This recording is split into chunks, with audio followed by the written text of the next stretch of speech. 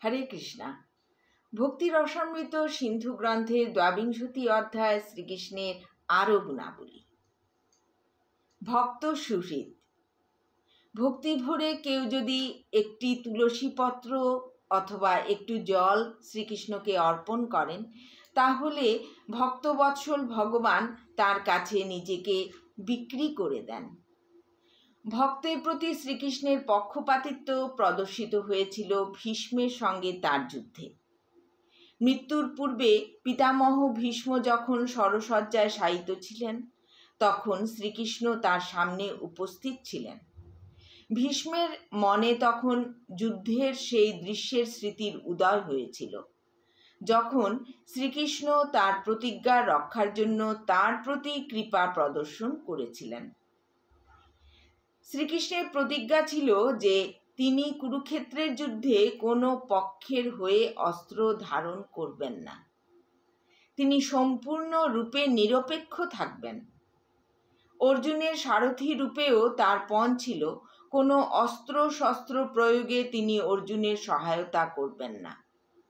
কিন্তু শ্রীকৃষ্ণের এই প্রতিজ্ঞা ভঙ্গ করার জন্য একদিন ভীষ্ম অর্জুনের বিরুদ্ধে এমন পরাক্রম প্রদর্শন করেছিলেন যে শ্রীকৃষ্ণ রথ থেকে নেমে এসে একটি ভগ্ন রথের চাকা তুলে পিতামহ ভীষ্মের দিকে ধাবিত হয়েছিলেন, ঠিক যেভাবে একটি সিংহ গজরাজকে হত্যা করবার জন্য তার দিকে ধাবিত হয়।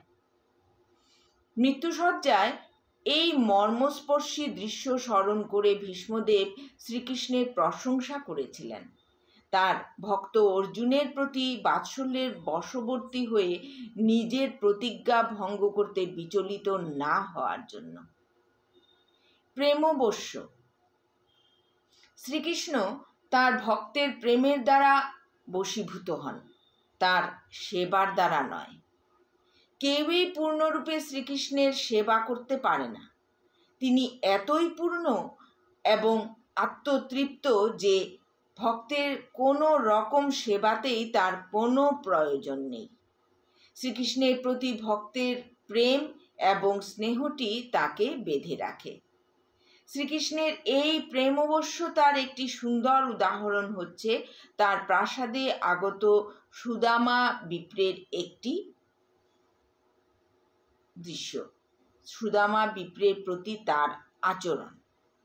সুদামা বিপ্রেও ছিল শ্রীকৃষ্ণের শৈশবের সহপাঠী।